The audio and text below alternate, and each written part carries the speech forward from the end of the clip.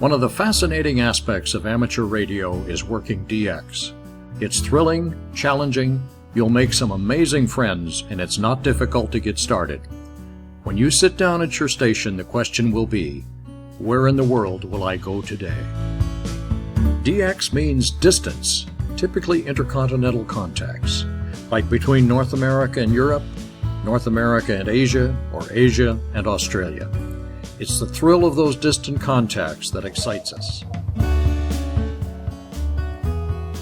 You hear a signal, tune it in, call the station, and the adventure begins. You may find yourself talking to someone in a large city like Perth in Western Australia, to a sheep farmer in the Falkland Islands, someone stationed at an Antarctic base, to an amateur radio operator at an old whaling station on South Georgia Island, or someone in a small village in the Kingdom of Bhutan.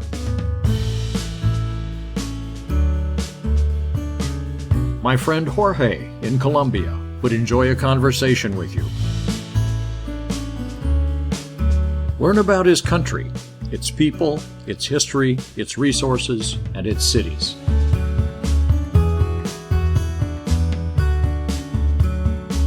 Perhaps you'll contact Nodir in Tajikistan. This is a country with one of the world's best-kept secrets, beautiful, rugged, backcountry scenery. You're likely to find amateur radio operators from Japan on the air nearly every day. My friend Hiro is likely to be one of them. Need a contact with Africa? My friend Neil would be happy to oblige.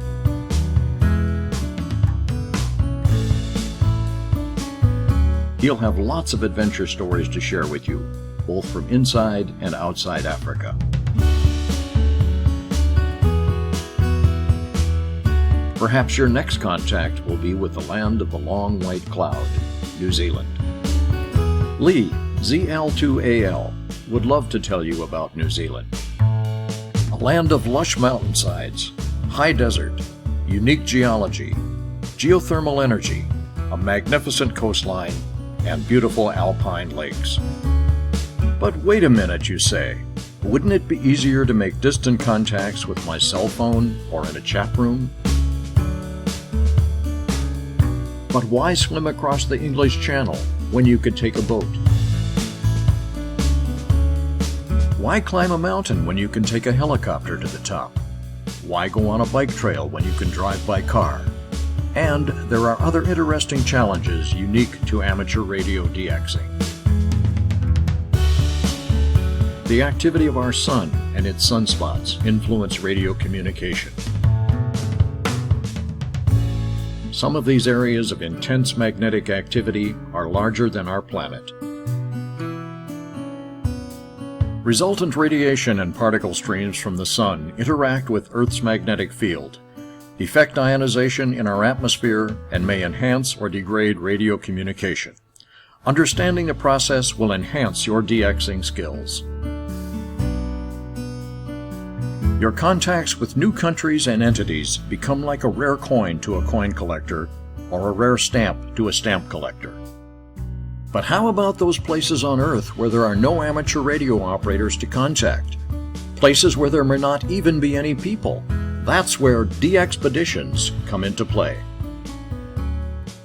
For example, the icebound, uninhabited island of Peter I lies below the Antarctic Circle. Putting it on the air requires a DXpedition team to go there. To access this island requires a helicopter to bring everything and everyone ashore. Shelters must be built and the camp established. All this needs to be done within weather windows. Then, guys like these bundle up and hand out worldwide contacts with Peter I. Signy Island in the South Orkneys is somewhat easier to access, but still in Antarctic Treaty territory. Once again, amateur radio operators worldwide follow the DXpedition's progress and vie for the coveted contacts. Would you like it hot?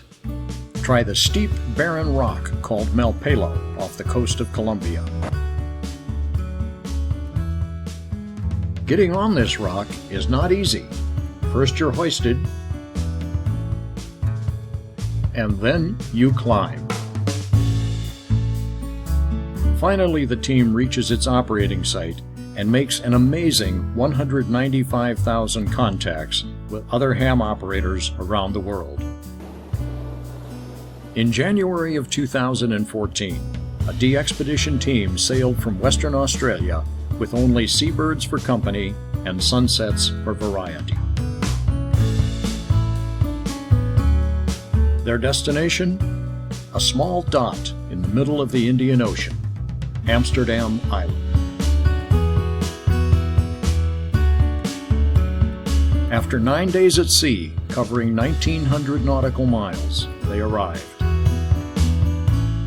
The team landed, set up their stations, worked around the clock, and stayed on the air for just over 2 weeks.